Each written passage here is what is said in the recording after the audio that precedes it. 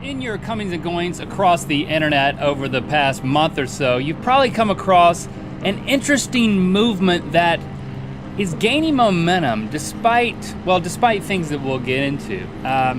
It's people debating the shape of the Earth. Yes. It's called the Flat Earth Movement, and let's just give you a quick refresher on what that is before we get into some other things. Okay, so everybody... Earth is flat. Everybody used to think the Earth was flat, right? Because it kind of seems that way when you walk outside. But then some people came along, some pretty smart people, and made a series of compelling observations. Yes. And most everybody started to believe that the Earth is a planet, is a sphere in a universe. But then there are people who think that this is all a grand conspiracy, and no, the Earth is actually flat. It looks a little bit like this. It's not supposed to be a square, it's a disc. Like if you put your hand, like you wanted to resuscitate the real Earth. By smushing it from the North Pole down. It's like, whoops, I killed it. You killed the Earth, and there it is. It's a circle pancake in front of you. So you see the North Pole is at the center, and then the perimeter is a 150-foot high ice wall, kind of like the one in Game of Thrones, yes. That is actually Antarctica. Which that wall actually exists too. Yes, it does. As with everything in Game of Thrones. And the sun, the moon, and all the stars revolve around this Earth, so we're literally at the center of the universe. Oh, you think you're the center of the universe or something? Yes, actually, we are, Link.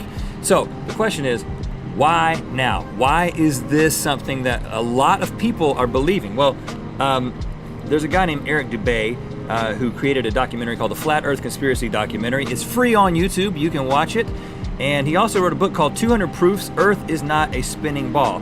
And he has convinced thousands of people that there's a legitimate case here. He's got 200 proofs, guys. 200 proofs. He can also take a picture while pointing at his own t-shirt. He can. He's also a vegan anarchist, apparently, or he just likes the t-shirt that says that. Now, a lot of people have made their own videos. You can find lots of them. This has become a flat-out movement. Oh, yeah. Including Tila Tequila, the reality star, who tweeted, If the Earth was a spinning globe, then how come airplanes can still land without crashing? Because the face of the Earth is flat, not a globe. That's right, Tila, you tell them. Another tweet, this is all caps, if I get killed in 2016, y'all all know it's because I exposed the Earth as being flat, hashtag truth exposed. Hashtags. B.O.B., the rapper musician, Big fan. got in on this. Once you go flat, you never go back. And he got in it with Neil deGrasse Tyson. Yeah. And then he created a song called Flatline calling out Neil deGrasse Tyson. And then Neil deGrasse Tyson's nephew Tyson responded with a rap of his own called Flat to Fact. Who knew that the flat Earth theory could create a rap battle? I love 2016! Okay, now, let's recenter here. In order to believe that the Earth is flat, you have to believe a number of things, including but not limited to NASA and the Russian and Chinese space programs have all been lying about everything. All the pictures of the Earth from space are fake. Check. The moon landing, fake. Check. International Space Station, fake. Check. All the satellites circling the Earth, fake. Check. Astronauts are actors. Check. All of the airlines are in on this conspiracy because flights don't go across Antarctica because they can't, because it's a wall, y'all. Gravity itself doesn't exist. It's a conspiracy. Check. Basically, everything that we think we know about the nature of the universe and that we've learned over the past few hundred years is a conspiracy, and millions of people are in on it, okay? Now, here's what we're thinking. Question mark. If you are willing to believe that, why stop there? There are so many amazing things that you can add to the list. Yes, don't slow your roll. Go full steam ahead. We've got a lot of options for you. These theories that we are going to present, they're options. They're all non-exclusive, so you can subscribe to all these. But let's start with the hollow Earth theory. Back in 1692, astronomer Edmund Halley theorized that the Earth was a hollow shell with a 500-mile thick crust. That's right. Okay. That's right. With who knows what inside. Now, today, people still subscribe to this theory and like to talk about it on the internet. They believe that the North Pole is actually a big hole that gives you access The North Hole. The North Hole. And Getting it wrong. And NASA has intentionally covered this up. With ice? No, like photos. Yeah. They're suppressing With the a big evidence. white handkerchief. They don't have like a dome like a football stadium. Okay. As a result, many people theorize there's lots of things you can believe is in there. A smaller Earth. Oh, that's cool. a smaller sun, I like that. or It's a warm. lush tropical paradise that's home to an advanced race of humans, aliens, and giants. My favorite. I picked that one. Can we pick? I picked that one. Yeah, pick all of them. Okay, how about this? You can also believe that the Second Gulf War was started to close a Stargate owned by Saddam Hussein, or Saddam Hussein, as the first Bush used to call him. Now, here's how this one goes. Saddam. And Stargate. I think he also said, we got to close the Stargate. That's good, Link. Sounds like Dana Gonna Carvey do it. doing. I'm gonna do it. doing I that look first. like Dana Carvey. Saddam I'm gonna do it. closed the I'm gonna do it. Stargate, and because he was about to invite aliens in to invade the Earth. So the Gulf War was not about weapons of mass destruction, people, because there weren't those. We all know that. It was about a Stargate. The Stargate was shut down, so it turns out that was a really good idea to go in there and invade. And the series was a great idea too. Also canceled. Yeah, and MacGyver was on that. Body Earth theory. If you want to be a body earther, you get to believe that the Earth can transfer positive electrons to your body that then can prevent harmful diseases and have like where healing this is properties. The ball of the foot, as we all know, is the ideal area for electrons. Lots of things. to come Massage. to come up into your body. If you're feeling sick, go walk around in the earth, be a body earth theorist, an earther or a grounder. I met a guy once. I remember this. You told the story. Yeah, on Eagle Rock, Yeah. and I got barefoot after my encounter with him, So and I was. You could I connect tried the it. people if you want to believe this. I tried it. You could connect the people with him. How about this? You can believe that the only thing you need to survive is sunlight. No food, no water, just sun, or the vital life force of the universe. It's Okay. called. This one actually has a name. It's called breatharianism. And there's Because an Indian. what you breathe in the life air, force that's got the sun in it. You breathe in the sun. An Indian yogi claims to have to live for about 70 years without food or water. Hey, sunlight. Yogi. Now they made a movie about this guy, and a Swiss woman watched the movie. In 2011, she decided, I'm gonna try to live this lifestyle for myself. And you know what happened to her? She died of starvation. Because she didn't have any food. Spoiler alert. But maybe she wasn't doing it right. That's probably what it was. And I would She like was to like add, looking at it cross-eyed or I don't know, but listen. eating something on the side. There's a subset of the breatharianism movement where a guy says that you can eat a quarter pounder with cheese meal with a Diet Coke. I am not making this up. And only that? That's what you get. And he has these very complex reasons for why that makes the most sense. And he is like your uncle. No, he's just some dude, but you can join him. And I love that meal, by the way. Why eat nothing when you can drink your own urine and have a reason? Why not? I'm gonna give you the reason. It's called urine therapy. In the eyes of urine believers, there's virtually nothing that urine can't fix. I'm talking about common cold, the flu, and definitely cancer. Okay. And I make a lot of it. Drink it warm I'm or making it cold. right now. You have options. You can also rub it on your skin. We did a whole episode on weird uses for urine. But we didn't do that. But we didn't say curing cancer until today. Next time you go number one, grab a thermos. Okay. And this one is my favorite. You can believe that inspecting and feeling a person's bare butt can offer insight into that person's future. Okay. It's called It's for you, it's not for me. I can help you. It's called rumpology. And again, we're not making this up. It's called rumpology. This is not a sketch. This is not an SNL skit. It's called rumpology. And the idea is by inspecting and feeling, for instance, Yes. someone who has a round, if you want to get your hands on a big round bottom, well, that would indicate that somebody's open, happy, and optimistic. A flat bottom can mean somebody is vain, negative, and sad. Oh, come And on. Not only do you get to look and feel butts, look at and feel butts, you get to hang out with rumpologists like Jacqueline Stallone, and yes, that is Sly Stallone's mom. She's 94 years old, but she's still going strong, and she's still feeling butts. I wonder why anyone would want to come up with such a philosophy. Oh, it's a joke. You thought I was asking a legitimate question. So, take your pick or sign up for all of them.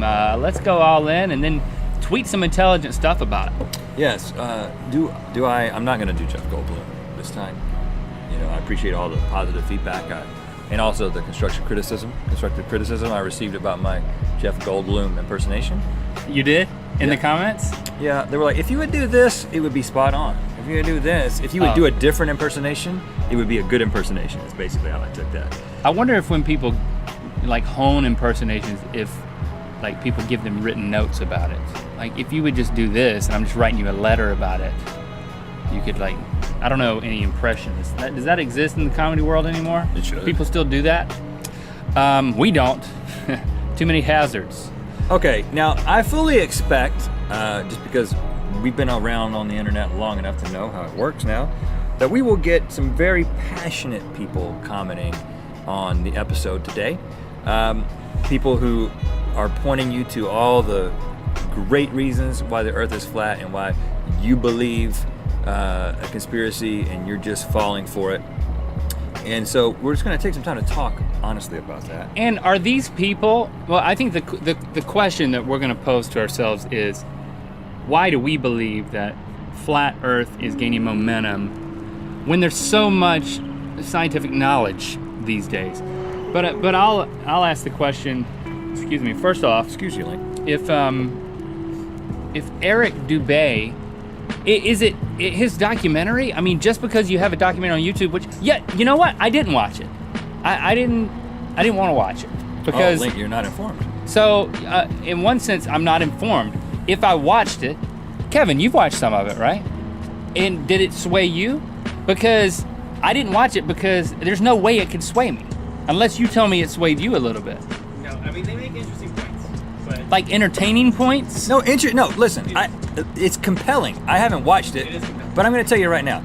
The average person, just like we said in the episode, the average person, if you just are born one day and you just wake up and you just like live on an island somewhere, you're going to believe that the earth is flat, right? It isn't like we know that the earth is flat from just everyday observations. I mean, maybe if you take a plane or you go up in a balloon or whatever, but just the average person, you're just like, my experience is the earth is flat. It took people with sophisticated scientific minds to begin to understand and to piece this together. And of course, it's been confirmed time and time again. But the thing is that the average person doesn't really understand, and I am included in this, I mean, to a certain point, but the average person doesn't understand the science behind why the earth is round or the earth is flat. They rely on other people who they've placed their trust in. So listen, you can I think everyone relies. Everyone relies on other people. I will not say everyone. The majority of people that believe things rely on. They trust somebody else.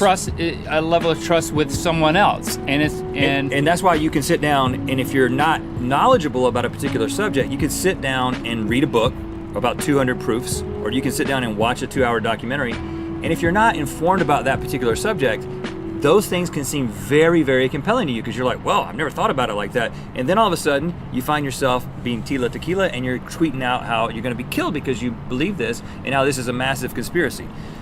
So my thing is, yes, okay, if you get into the specific science of it, yes, obviously the science supports the fact that the earth is a sphere. The earth is not flat.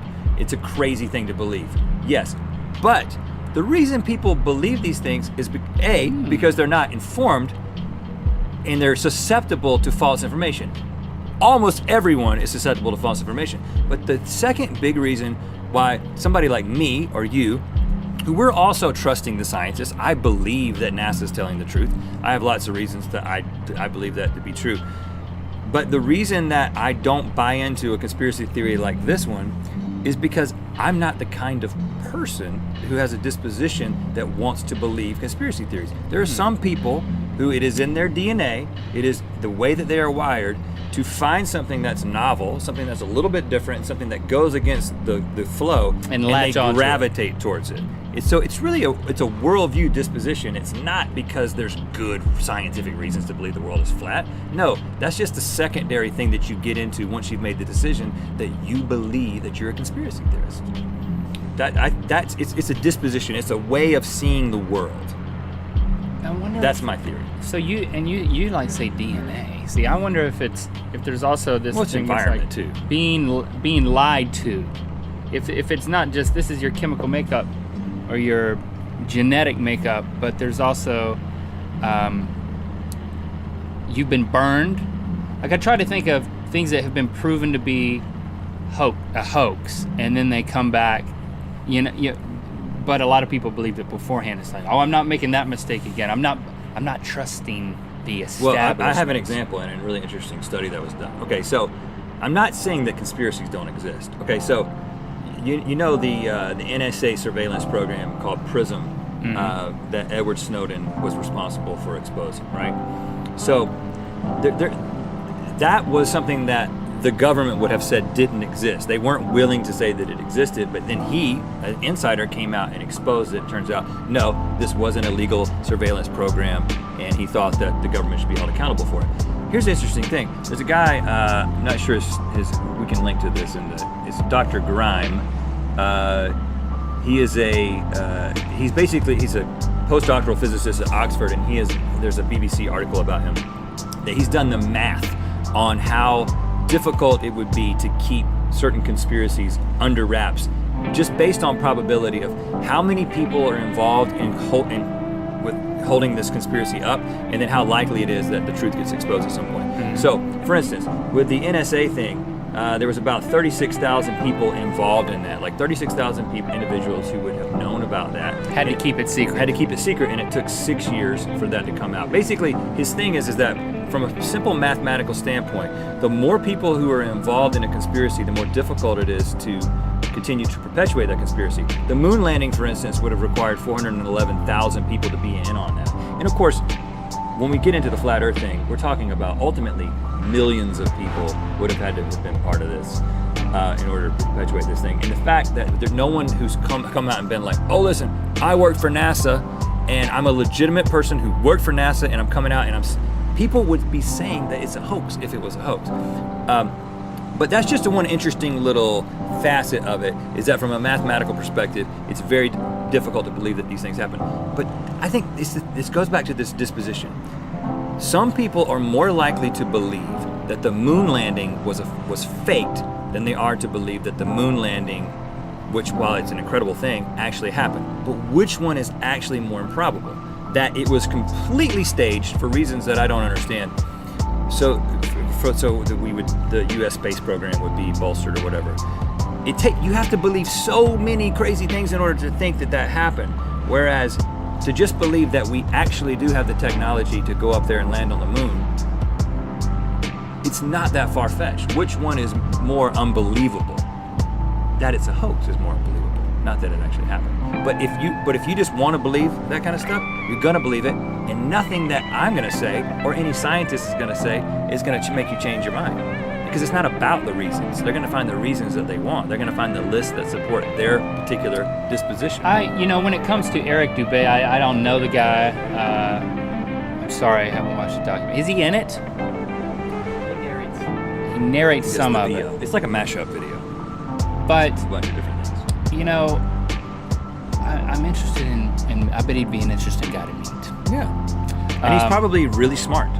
It's not that it's not a question of intelligence, and he's probably pretty honest too. I don't think he's lying. I mean, I wonder what subset of flat earthers, or fill in the blank with any conspiracy, subscribe to it because they just like it. It's a form of recreation. That's why we presented these other options, because it's fun to believe these things. It's not fun to believe that just what you've been told by the majority of people is true. It's fun to believe that, no, there's something else. There's people in an argument who just like to shake things up. They like to play devil's advocate. Contrarians. They just get a kick out of that. But I would imagine that at the core of any movement, there are people who are sincerely all in whatever that theory is. But then there's people who gather around. It's like, oh, I'm latching onto this thing next and this thing next. I think that probably happens. But to get to the core, like those are the people I'd be interested in meeting in a controlled environment where no one knows where anyone really lives. Right. They're not stupid and they're not bad people, and I don't think they're dishonest. I just think they have. But let's meet in a neutral location and hang out like you would do with like a Craigslist kind of exchange. Well, let's meet in Antarctica. We can pick a spot. It goes all the way around the world. If we just going, go away from here, we'll hit it. Right. Oh, we can go to the North Pole and right into the aliens.